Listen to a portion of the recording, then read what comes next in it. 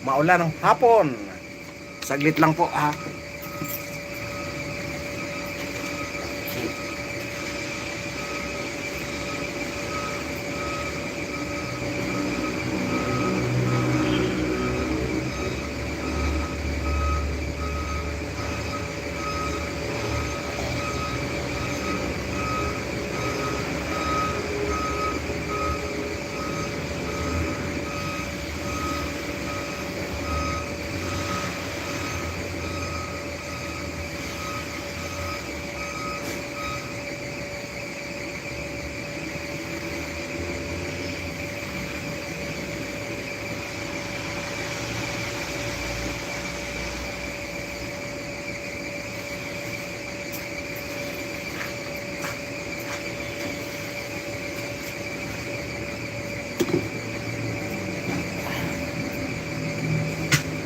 Alright, maulang hapon.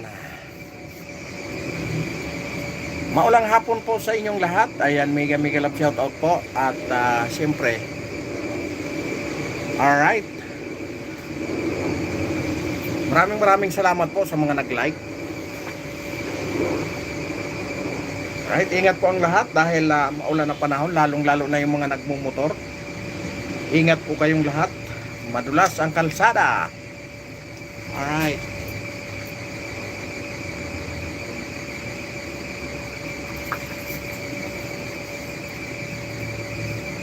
Magandang hapon po sa inyong lahat. At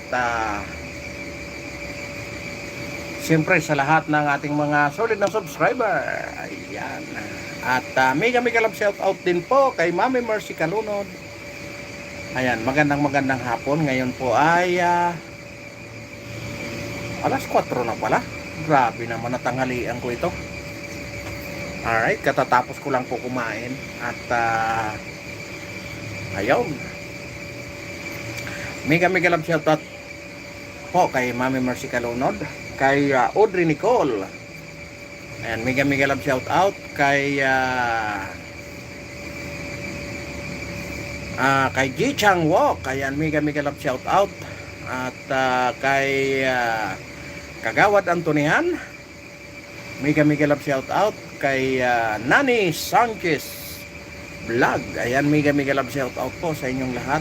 Kay Ma'am Annalisa, mega love shout out kay Paul Donisa Official. Ayan, mega love shout out po. Ngayon po ay alas 4 na ng hapon.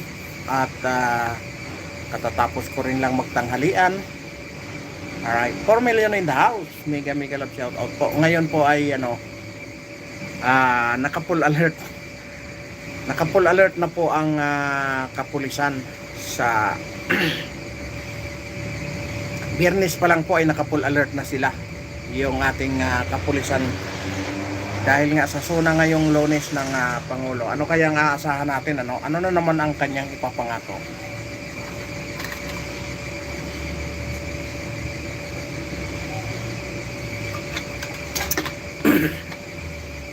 Alright, ano na naman kaya ang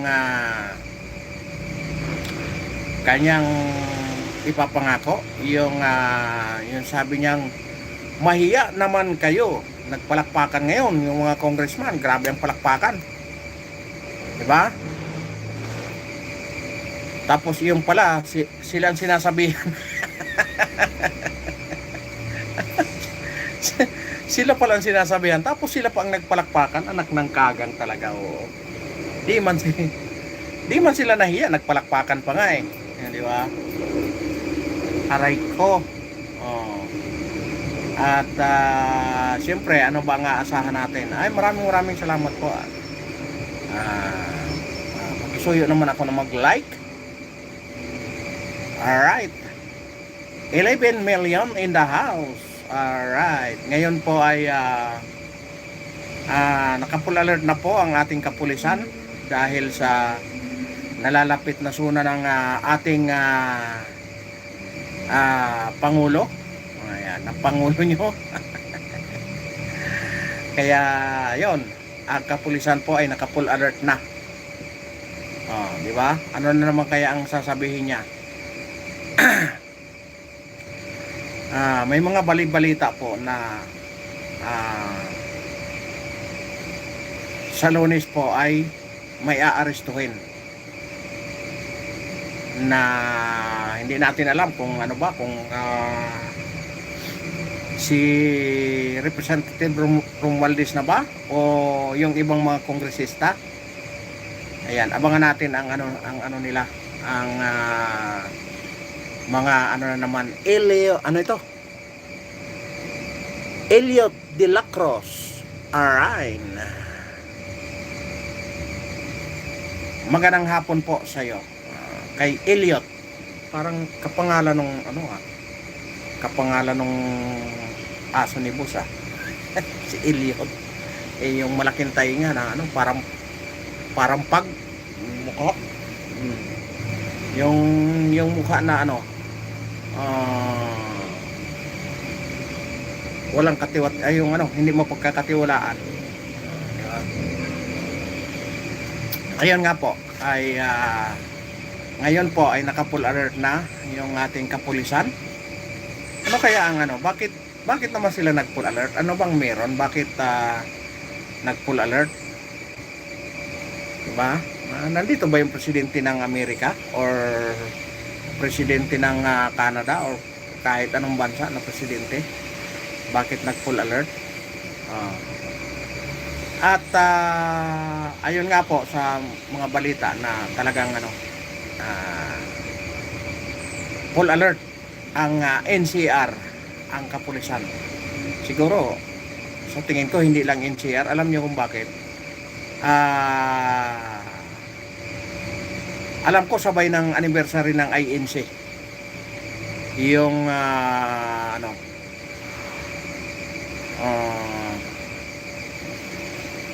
sabay ng 115 ba ng INC, 115 anniversary. That's me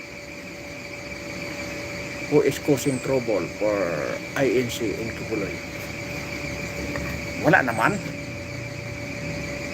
Ang kasi parang anniversary, 115 anniversary ng INC. Hindi ko lang alam kung saan ang gaganapin yung anniversary. Kaya abang-abangan natin yung mga kaganapan pa sa mga susunod na oras or sa susunod na 48 hours. So, diba? Kasi yung anong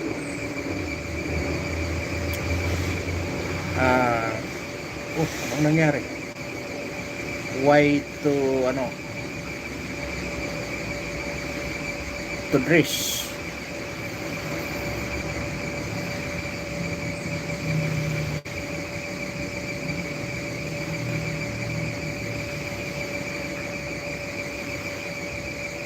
Pre-Marcolita Rally,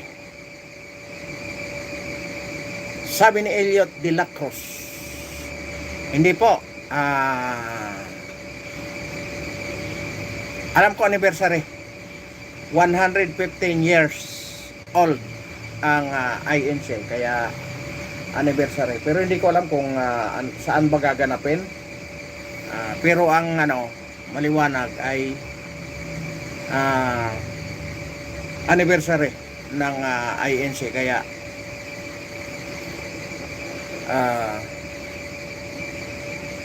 yun. Okay naman bakit naka-automatic translation tayo? Kaya yun, na siguro baka inisip nila maisahan na naman sila ng INC.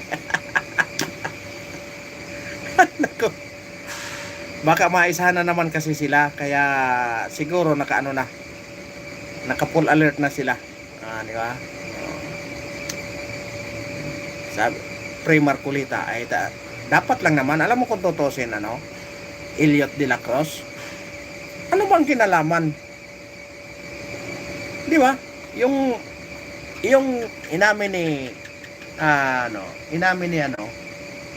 ni Senador Marcolita na 75 million na donation, ginasto lahat. Diba? Ginasto lahat. Eh hindi nga natin alam yung kay Presidente Marcos 200 plus million. Ayun talaga. 200 plus million. Ang masakla pa, may kapalit yung mga nagbigay sa kanya, mga nakaposisyon sa gobyerno. Oh. Kay Marcolita, walang binigay na posisyon si Marcolita kay Mike Defensor. Oh, pero yung mama nakakulong. 'Di ba? 99% makukulong yung mga politiko pag pinatupad yung gano'n na sistema. Magmula sa barangay kapitan hanggang sa pinakamataas, hanggang sa presidente. Oh, mga sinungaling sila pag sinabi nilang hindi sila tumanggap ng donation. Oh, doon pa lang malalaman mo na talagang pinulitika yung mama. Di ba? Buti nga yung mama naging tapat. Inanon niya na talagang tumanggap siya ng donation. Inamin niya kung gaano kalaki. O, yung iba dyan, umamin ba? Malalaman mo na lang doon sa sa susi nila. Ang masaklap doon, hindi pa inaayos yung pag nila sa susi, pag-declare. Oh. Di ba? Kasi kung titingnan natin, ay nako, marami, lahat na tumatakbo. Simula sa barangay kapitan, marami nang nagdodonate. Lahat yan, may mga nagdodonate yun na. May mga donasyon niya na tinatanggap. Oh. Kaya nga, di ba?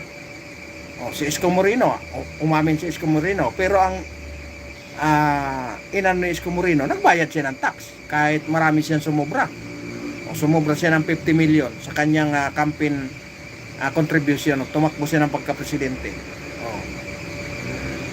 Binayaran niya ng tax. Lahat naman yon. Diba? Taxable naman lahat.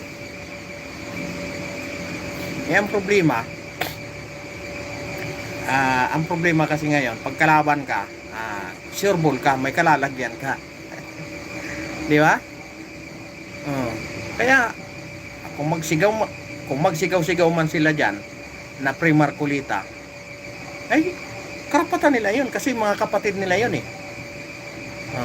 Mga kapatiran nila 'yun, pero makita nyo, disiplinado yung mga tao. Hindi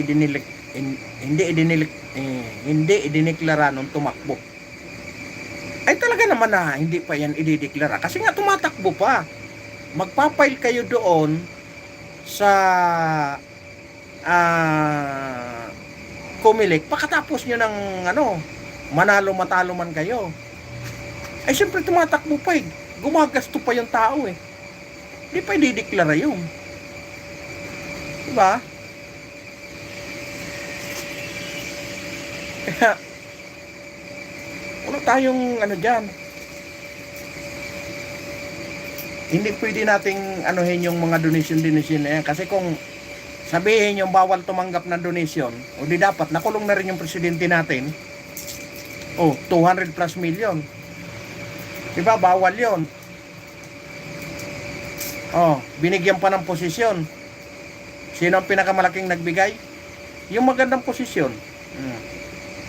Yung isa nasa PCSO. Diba? Kaya hindi natin pwedeng gumamit ng magic wheel chair si Marcolita. Alam nyo, kahit anumang gawin, wala na tayong pakialam doon. Diskarte niya yun eh. Eh kung ikaw ang nasa kalagayan niya, anong gagawin mo? Sige. Yeah.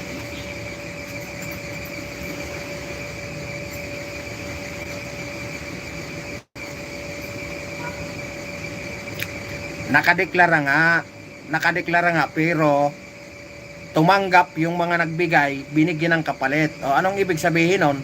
O, kay Marcolita, nakaano din, nakadeklara din. Kahit hindi makadeklara, dineclare na rin ng Comelec na pwedeng baguhin yung kanyang susi dahil wala namang nagbabawal doon na kung anong dineklara mo iyon na lang, pwedeng baguhin. Diba?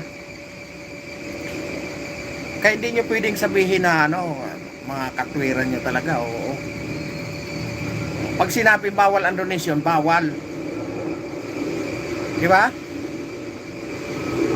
Ano yun? Bawal kay Marcolita, kay BBM, hindi.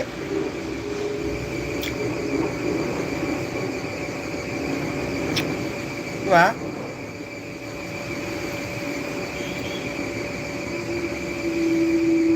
Di lahat sila mag-resign dyan. Kung sabihin nila hindi sila tumanggap ng mga donation. Sabi ko nga sa inyo, simula sa kapitan, mga tumatanggap na ng donation yan.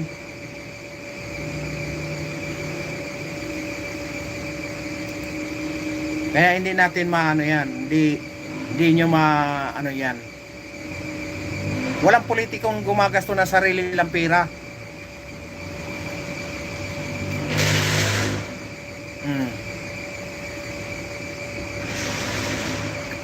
Pag may gumasto yan na sarili nilang pera, maniwala kayo, babawiin yan pag nakaupo na.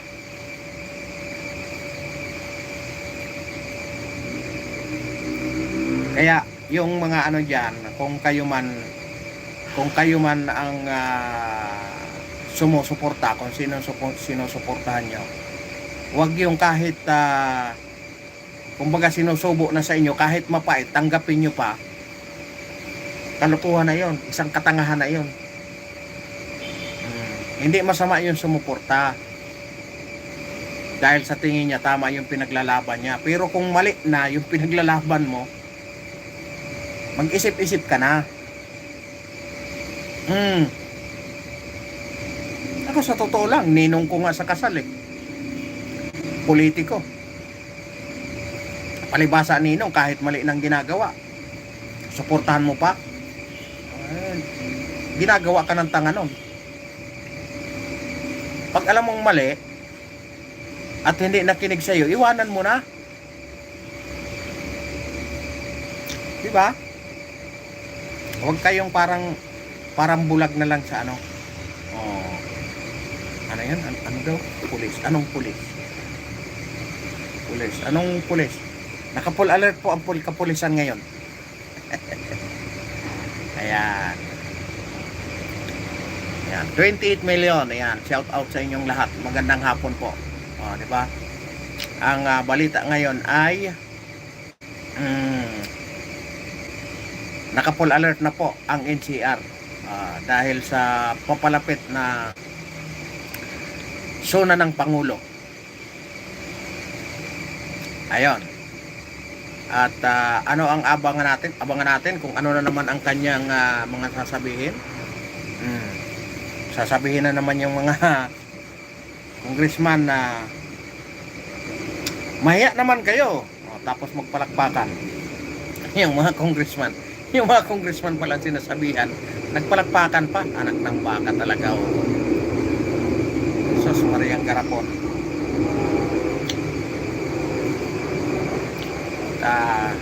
Meron lang akong sa inyo, mag-segue muna tayo. Kasi itong mga itong nakalipas, itong last na impeachment, maraming Robin Padilla, maraming nagbash Pero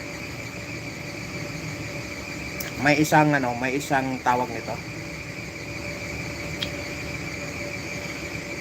Ano ito? Orlando Makilan, Tagum City Police.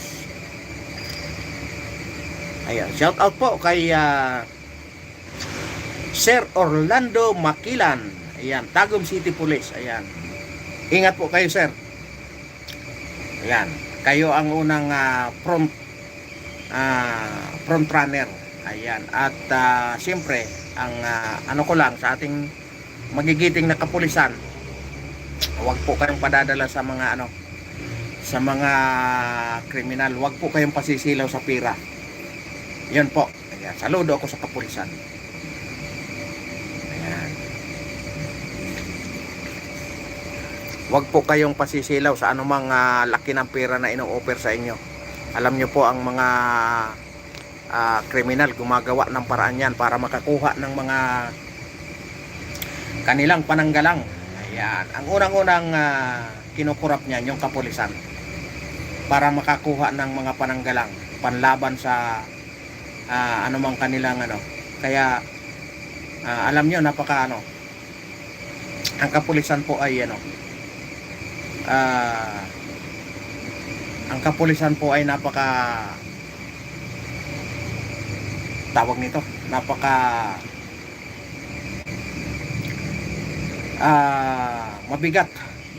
mabigat ang kanilang kasi bilang tagapagtanggol minsan nakukurap, no? Kasi pag nandoon ka na sa mundo ng mahirapan kang makagalaw, no? Kaya yung iba sa pakikisama hindi nila alam na lumalalim na yung kanilang hindi niya na mamalayan na napapaikot na sila ng mga kriminal. Kaya sa mga kapulisan natin dyan, maraming salamat sa inyong mga suporta, no? Lalong lalo na sa ating mga kababayan na walang lakas, walang boses pagdating sa kriminalidad, no? Kaso lang yung iba, hindi naman natin nilalahat. May mga pulis talaga na naliligaw ng daan. Kaya yung iba na patuloy lang kayo dahil siyempre hindi naman natutulog yung ating Panginoon para kayo ay pagpalain parati, no? Yun. At ito na tayo sa Segway. Ayan. Itong mga nakaraang araw, itong sagutan ni Prosecutor Gerbel Westro at saka si Senator Padilla ay nagkaroon ng maraming sa mundo ng social media kung saan binabatikos na kung ano-ano si Senator Robin Padilla, kung saan doon pa mismo sa loob ng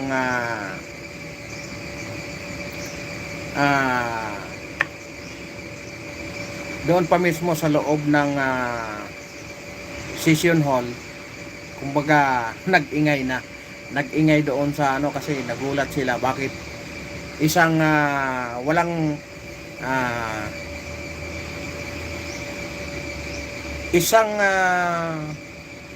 walang alam sa batas. Wala naman talagang alam si Senator Robin pagdating sa mga batas. Pero siyempre nagbabasa naman yun. Kumbaga hindi siya nag-aral, no? Baka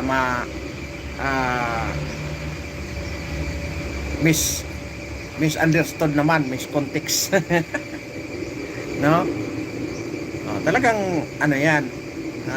Dahil hindi naman talaga siya abogasiya, di ba? Ibig sabihin, wala siyang kaalaman sa pagdating sa ng batas. Pero naisahan niya si Gerbel Westro. Kaya nag-viral sa social media kung saan binabatikos nga si Senator Robin Padilla na kung ano-anong mga pinagsasabi, no? Pinagsasabi at natuwa ako dito sa isang mama na ito, no? kay Anthony Ludalbe Vista, no? Ganda ng mga punto niya dito eh. Kasi sabi niya sa una, Senator Robin Padilla is right, Attorney Ligutan is wrong about the role of a prosecutor. Di ba? Ito yung kanyang point of view. Basahin ko na lang sa inyo. No? I must admit that during my earlier years as a prosecutor, ano pala ito? Prosecutor pala ito. Magaling pala talaga. I also viewed prosecution largely as the task of building and advancing the government's case. It was only when I began practicing criminal defense in Canada that I came to understand more fully the deeper meaning of the prosecutor duty. The prosecutor is not merely an advocate seeking victory, but a minister of justice who must remain fair even while presenting the case firmly. Ano pala ito, sa ibang bansa pa ito nagpa-practice ng kanyang pagka-abogasiya sa Canada, no?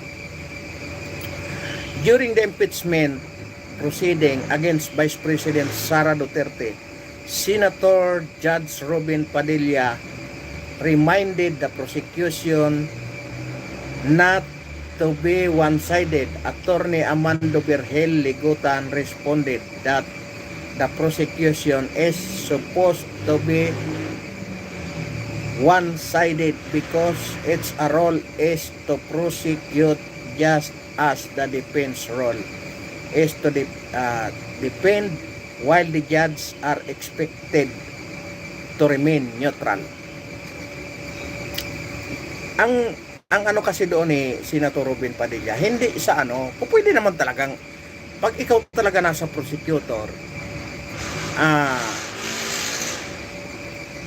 hindi pwedeng talagang kalaban ka ng defense eh. Pero ang inaano kasi dito ni Robin Padilla, yung kapwa senator judge, yung kapwa niya senator judge na nakakulong, ibig sabihin ang gusto niyang anuhin dito, point out ni Robin Padilla kasi, pagdating doon sa hinihiling nila na humiling itong si Senator Jinggoy na sa Sandigan Bayan na baka pwedeng payagan siya na makapag-participate sa hearing ng impeachment. At grabe nga ang mga komentaryo ng mga lead prosecutor, yung mga congressman katulad ni Gerby Luistro, ni Congressman De Lima, ni Jokno, na hindi raw pwede kasi mga nakakulong. Tapos ipinunto nga ni samantalang yung kanilang mga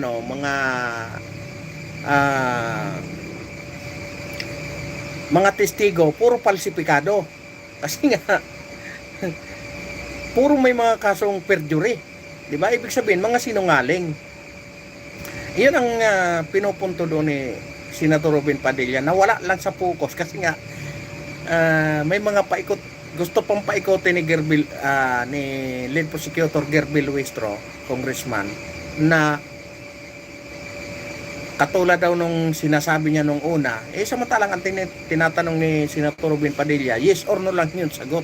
Gusto pang paikotin, ini-English pa no? Para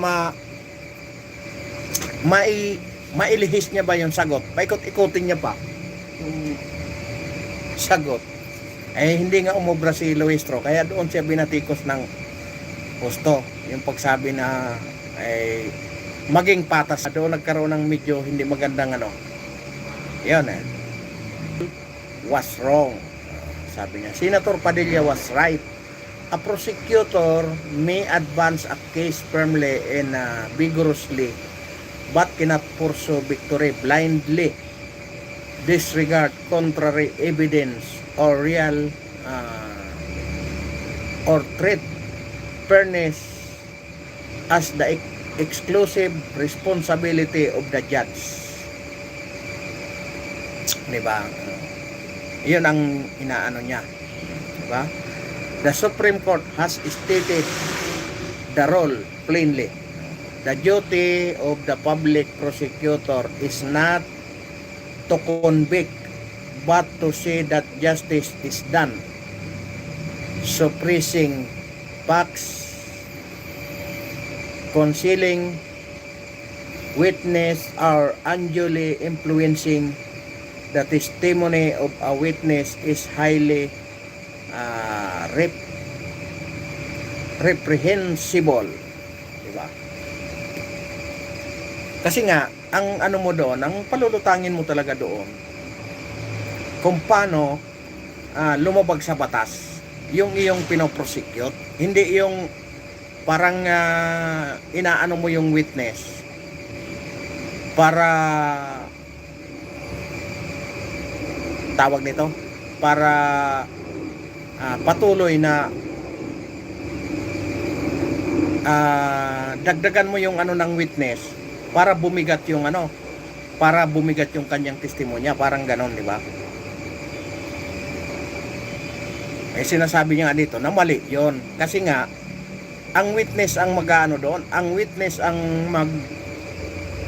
magpapatunay doon. Kayo, kumbaga ilalatag nyo lang yung kanyang sinasabi, no? Kaya inaano niya na wag maging one-sided, di ba? Oh. Sabi nga dito, the principle is now expressly embodied in the Code of Professional Responsibility and Accountability. The Supreme Court has likewise described prosecutor to guardians of lawful power whose responsibility is not merely to obtain conviction but to ensure that justice is done. O, di ba? Magaling tong ano na ito kasi baka nagpa-practice pa siguro ito sa ano, Canada. Ayan. 21 million in the house. Shout out po sa inyo. Ayan. Binabasa lang natin yung mga komentaryo dito sa ano kay Senator Robin Padilla. At yun nga. Mayroon ngang isang attorney na pinaliwanagan si ano dito. Yung lead prosecutor. Ay si ano, Attorney Ligutan. Attorney Ligutan made a broad statement about the role of the prosecution. That statement was therefore be tested against the legal and ethical principle governing prosecutor, and under those principles a prosecutor is not supposed to be one-sided in the sense of being partisan, unfair, selective, or indifferent to the truth. Di ba? Pwede palang gawin yun ng ano, ng prosecutor, di ba? First, the prosecutor duty is to justice, not merely to win. A private lawyer represent the interest of a client.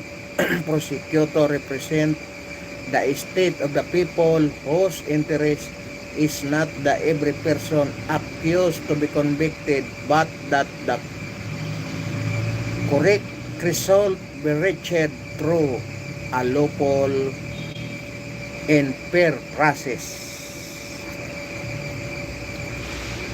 When an innocent person is convicted, the prosecutor has not won, the justice system has failed. Even a guilty person shall not be convicted through concealed evidence, misleading argument of unfair tactics. Diba? Kaya nga, iniiwasan yung mga ganun na bagay kasi nga, paano naman talaga kung halimbawa yung iyong pinoprosecute is wala naman talagang kasalanan, di ba? Kawawa naman kung makonvict, di ba? Ibig sabihin, nagkaroon pa ng ano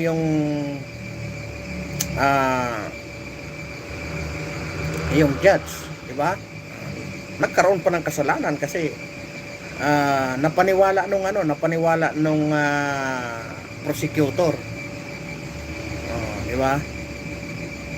The prosecutor function is therefore not merely adversarial, it is also public, ethical, in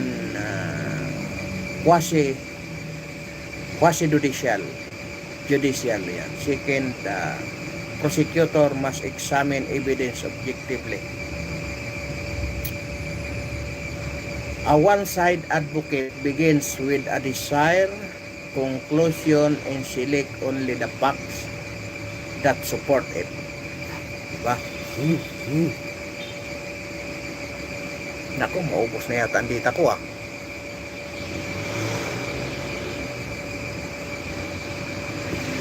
Ayun, magandang hapon po sa inyong lahat. Ang haba pala nito.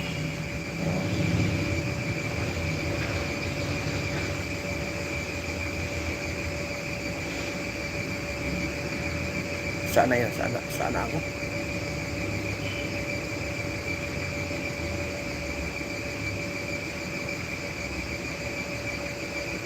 Ay, dito na.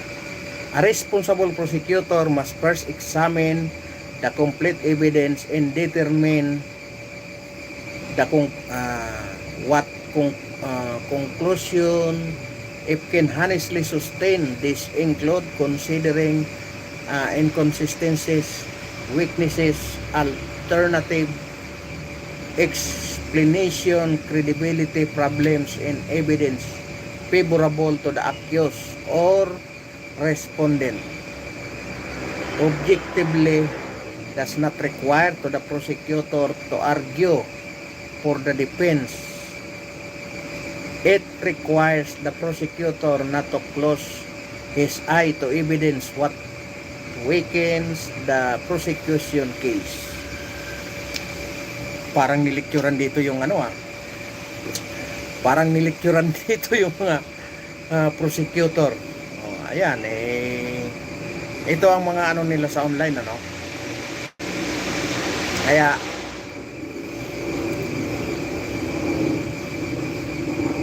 sana naman maging fairness naman talaga. Totoo naman yung simple lang naman yung inaano ni Senator Robin Padilla. Maging patas ba na tawag nito? Yung comment sila pagdating doon sa kasamahan nilang senator judge. Tapos ang mga pinipresenta nila na ang mga pinipresenta nila na witnesses, puro falsifikado. Di ba? Katulad ng dalawa na yun. Falsifikado pala, may mga kasong perjury. Ibig sabihin, talagang mga sinungaling. Di ba? Mga sinungaling yung kinuha nilang mga witness. Kaya siguro maraming sa atin maraming nakukulong na mga walang kasalanan. Kasi nga siguro ganyan ang mga kadalasan na nangyari sa atin pagdating sa talagang gumagawa sila ng mga paraan, lalong-lalo na pagkalaban yung naalala ko tuloy yung kaibigan kong pulis nung panahon na 19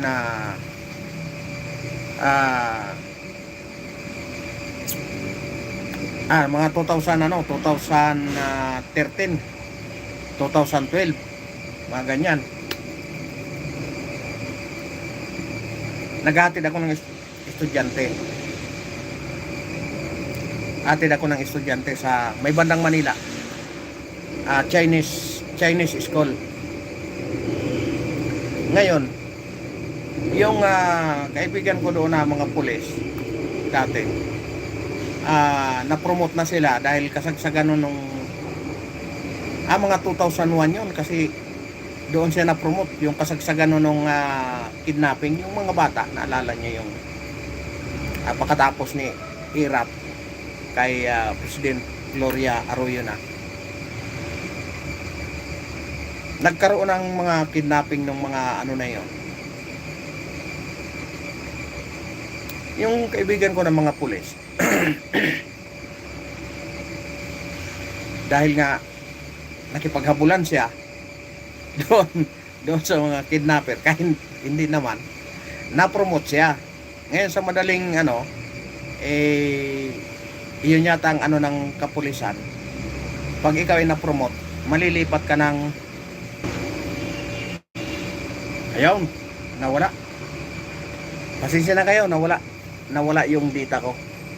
Alright, Danilo Crido. Walang magawa ang defense lawyer dahil malakas ang ebidensya at mga witnesses ay walang kaso. Sino naman nagsabi sa iyo na may criminal record ang mga witnesses? Aywa ko sa inyo. Aywa ko sa inyo kung manood kayo.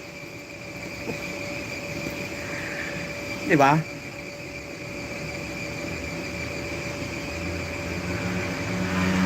Diba? Magandang hapon kay Danilo Crado. Di ba? Pwede nyo naman i-research yan. Wag nyo nang sabihin, wag nyo nang ipag dito. Pwede nyo i-research. Sinabi na nga mismo, umamin na nga eh. Di ba? Umamin na mismo yung dalawang witness. At maraming nagpapatunay na siya mismo ay pinasok yung kanyang bahay, walang search warrant. Huwag na tayong magtalo dyan kasi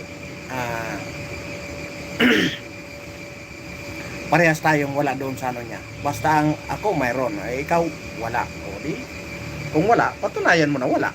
Di ba? Ako, patunayan ko din na mayroon. Ayan, tuloy ko lang kanina. At yun nga, yung pumalit sa kanya, nagtataka kami bakit palaging pagdating doon sa anuhan ng mga driver sa waiting area, nandoon lang siya, nakahiga lang siya doon. Kumbaga, lagi lang siya doon nakahiga. May dala-dala siyang may dala-dala siyang doyan, palaging tulog siya. Sabi ko, siyempre pagtanghali, nag-ambag-ambag kami doon ng luto. Ayan, luto kami doon sa waiting area. Yeah, namin, sir, kain, sabay ka na sa amin. Sige lang. Hanggat sa naging namin, ayun, nag-open na siya. Na ang hawak niya pala is sa homicide section siya. At may mga nangyaring pagkakataon na may hinawakan siyang kaso na may pira yung pamilya. At dumating sa punto na pinipressure siya na kailangan baguhin yung kanyang investigation report kasi nga matatalo sa kaso yung maraming pira, no? Pinipilit siyang baguhin yung kanyang investigation report. Ang sagot niya, hindi nga po pwede kasi yun ang Yun ang lumalabas eh. Yun ang mga ano talaga ng testigo eh. Ibig sabihin, yung pulis na yun, nagtrabaho, kumbaga ginawa niya talaga ng tama yung kanyang trabaho. Kasi yun ang trabaho niya, investigation sa homicide eh. Nagurgur yung bata. Ang problema, walang pira yung kalaban, mapira yung kalaban. Sa madaling gumamit ng mga padrino yung may pira. Kaya napunta siya doon sa lugar namin kung saan wala namang doon kasi outpost yun, eskwelahan. Ibig sabihin, ang kalalabasan mo doon, parang ang labas mo doon, tanod ka lang. Pero mataas na ang katungkulan niya kasi na siya, SPO4 na siya eh. Kaya pala nalulungkot siya. Malungkot siya kasi nga sabi niya, pag ginagawa mo pala ang trabaho at may nasagasaan kang malaking tao, ikaw kawawa ka pa rin. No? Kaya ang madaling ayaw niya magtrabaho, tulog na lang siya ng tulog.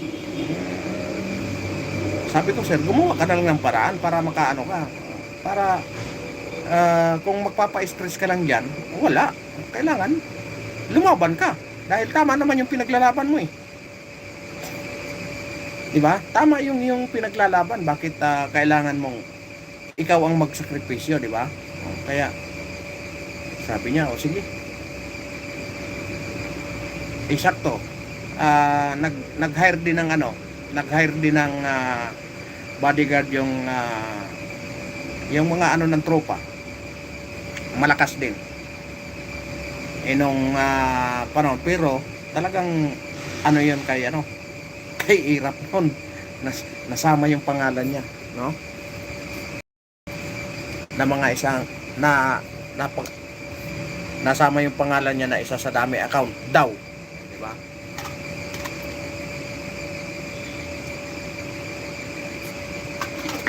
Sabi ko tama. Yung kaibigan kong bodyguard, pulis din yun. Paano ka na lang siya, di gamitan na lang kayo ng mas mataas na tao, mas malaking tao, no? Gamitan na lang kayo. Di hanggat sa siya, naka-duty siya as pulis, namamasukan din siyang bodyguard, no? Hanggat sa nung huli kaming nagkita, masaya siya kasi sabi niya, maganda pala talaga pag mayroon kang sinasandalan. Sabi ko, bakit mo naman nasabi, sir? Alam niyo ang na-relieve? Yung nagtapon sa akin kung saan tayo nagkilala, sabi niya ganyan. Sabi ko, ibig sabihin, mas mataas yung mas malaking tao yung lumakad sa'yo. Sabi niya, oo nga, kaya sabi niya ganyan. Nagpasalamat nga ako na nakilala ko yung tao na yan. No? Kasi kung hindi, baka na-demote pa ako. Di ba? Sa madaling ang gusto kong i-highlights dito. Kaya maraming nakukulong na mga walang kasalanan. Kasi nga, pag may pira ka, madali mong magawa ng paraan. Madaling magawa ng paraan pag may naglalakad. Pag may nagmamaneobra sa taas. Yun ang pinaka Ricardo Akdal ba? Ayan, magandang hapon. Mega love shout out. Kaya palakasan talaga, katulad sa dito sa kay Senador Marcolita. Senador siya pero wala siyang lakas. Kulong siya. Oh, ano bang pagkakaiba ng donation ng donation sa kanya at saka donation sa ibang politiko? Pare-pareho lang naman na donation 'yon. Oh, ang masaklap doon, yung iba may mga posisyon pa. 'Di ba? Katulad kay Senator Erwin Tulfo. Oh, mga kontraktor pa yung mga nag-donate sa kanya. 'Di ba? Ang lalaki pang nakuha na kapalit sa gobyerno. Okay, samantalang kay Marcolita wala mang nakuha na kapalit. Oh, ang masaklap doon, private money pa. Galing pa sa private na individual. Oh. Kaya palakasan talaga, ibig sabihin pag malakas ka, kayang paikutin ang mahina. 'Di ba? Ganon ang nagiging kalakaran kasi dito sa atin. Katulad na lang sa ito sa maliliit na bagay na lang. Pagdating sa checkpoint, halimbawa checkpoint, nahuli ngayon yung isang motorista. Nakitaan ng violation. May violation na, di ba? Dapat huliin pa. Hindi. Sir, ako ni baka po pwedeng tawagan ko, kausapin mo. Di tatawag siya. Oh, sir. Walang nagawa yung pulis, kundi sumaludo na rin lang. Hay, hindi nawala yan dito sa Pinas ang palakasan. Kaya nga kasi sa totoo lang, kawawa talaga pag ganyan ang sistema dito sa atin. Kawawa yung maliliit. Halimbawa na lang natin sa barangay. Sa barangay na lang. Pag hindi ka binoto ng kapitan, pag hindi mo binoto yung kapitan at iyon ang nanalo, yung hindi mo binoto, darating ang panahon na gagantihan ka na pag kumuha ka ng mga clearance. Mahihirapan ka nila. Ganon ang sistema. Kaya nakakalungkot na umabot na tayo sa punto na kailangan pa nating gumamit para lang tayo manlamang sa kapwa. Di ba? Nakakalungkot. Kaya nga simple lang naman yung sinabi ni Senator Robin Padilla na sana maging pareha sila. Di ba? Wala. Talagang ganon kasi nga ang talaga nila is ma-impeach itong si Sara Duterte. Yun talaga ang mindset nila. Kasi nga banta talaga sa kanila yan pagdating ng 2028. Di ba? Magandang hapon kay Merna Saratan. Ayan, mega love shout out po. Ayan, nagluloko ng aking dita. Medyo naglabo-labo. Ayan, malinaw ba sa inyo? Ayan, at ngayon po uulitin ko ay full alert, naka-full alert na po ang kapulisan. Ayan, yung mga kamuti rider dyan na mga nagmamaneho ng walang lisensya, marami yan sa kalsada. Kasi nga yung iba gumagamit ng mga padrino, sa totoo lang.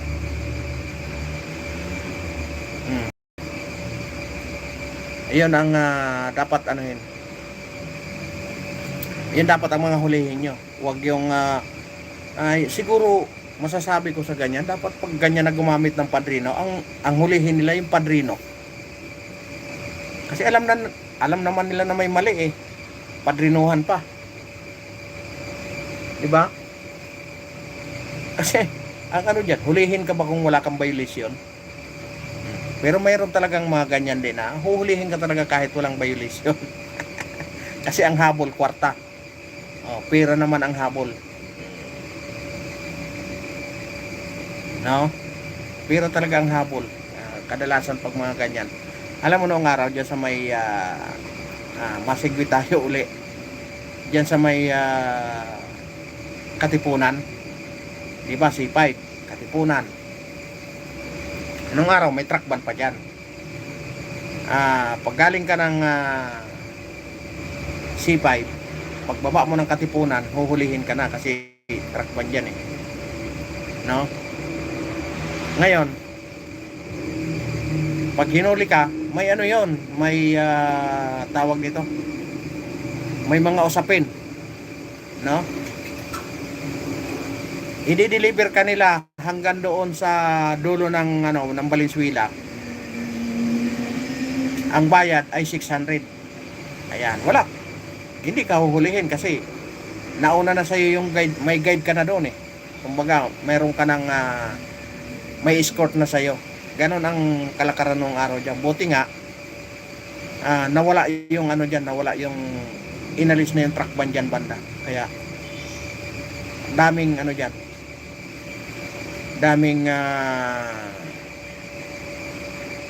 Daming pinirahan diyan ng mga pangkaraniwan na driver. Alam niyo yung mga truck driver.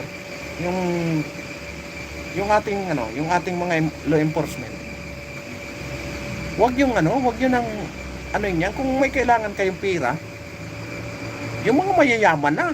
Kasi yung mga truck driver, kasi naman lang kinikita niyan, alam nyo, yung iba niyan, hindi na umuwi ng kanilang pamilya kasi gusto nilang kumita din ng malaki-laki. Iperbiyahe ang mga yan. Yung ibang mga company, mga balasubas pa, na mababa magbigay sa biyahe. Alam, limit lang ang oras niyan, may truck ban, tapos magkanda ipit pa sa traffic. Tapos pag naabutan pa ng huhulihin pa, kukwartahan pa. Kaya yun dapat ang unang mawala dito sa atin sa Pilipinas, yung mga ganyan na sistema. Grabe. Marami yan, maraming mga modus na mga ganyan. I-escortan ka nila. Kasi biruin mo ang pag truck ang dala mo, may truck ban. Makakabiyahe ka sa umaga simula alas 10 hanggang alas 5 lang. Di ba? Kung ang dala mo trailer, gaano karami ang pangarga nun? Ibig sabihin, makakabiyahe ka sa isang araw, isang bisis lang. Kung Metro Manila, magkano lang ang bigay niyan? 600, 700. Talo mo pa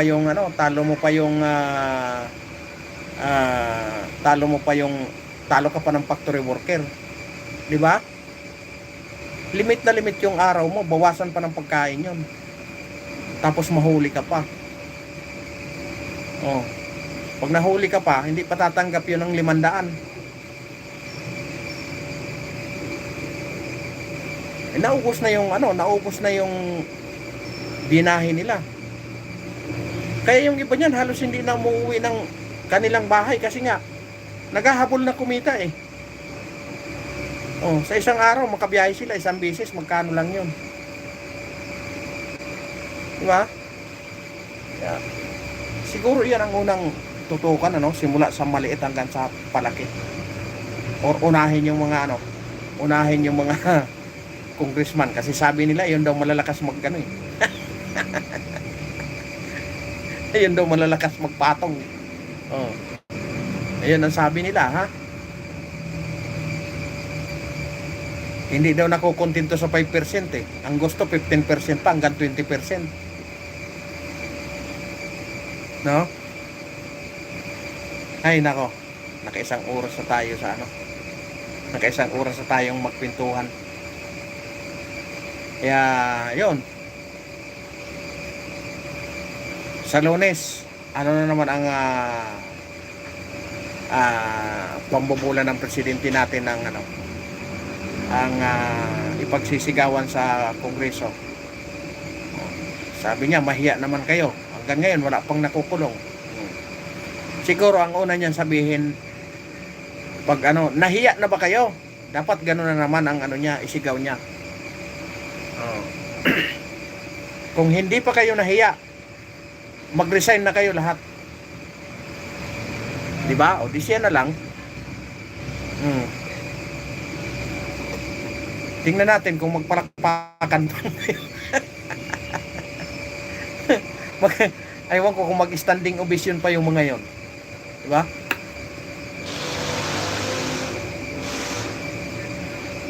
Siguro ang una niyang isigaw, sabihin niya, nahiya na ba kayo? Di ba? Abangan niya kung may mga sasagot ba. No? Kasi, nung nakaraan, ang sigaw niya nahiya na ba kayo? Paris na yata kami, lumalabas na yung boss ko. Di ba? Nandito po kasi ako sa bundok ng Tralala. Kita mo naman ang ano ko. Kita nyo naman yung ano ko. Yung aking opisina. Di ba? Opisina ko. Opisina ko eh. Opisina ko yan. Di ba? Yeah. Ayan, nakaisang oras na pala tayo. Ayan, uulitin ko, naka-full alert po tayo. Naka-full alert na po ang kapulisan. At nasabay pa yata yung anniversary ng INC. Kaya, ayun, mag-ingat-ingat po tayo. Lahat ng motorista na dumaraan dyan sa may Commonwealth. Lahat, siguro mamayang gabi, maraming mag-checkpoint. Kaya, ingat po tayong lahat, lalong-lalo na yung ano. At yung mga walang lisensya, wag na kayong magmaneho. Dagdag traffic pa kayo sa kalsada. Di ba? Kumuha kayo ng lisensya. Alright? Ayan. Magpapaalam na po ako sa inyo. Maraming salamat po at sinamahan nyo na naman ako hanggang dulo. Ayan. Kwento-kwentuhan lang tayo. Alright? At bago tayo magpaalam, mega love shoutout po sa inyong lahat. Kay sa lahat ng dumaan, mega love shoutout po sa inyo. Kay Mami Mercy Kalunod, mega love shoutout po. Ingat po sila sa iyo. At sa lahat po ng mga solid natin subscriber, magandang hapon po sa inyong lahat. Magandang umaga, magandang gabi. Ayan, mega love shoutout po sa inyong lahat. Ayan, ingat po tayong lahat. Maulan ngayon. Maulan na panahon. Alright. Paalam na po ako.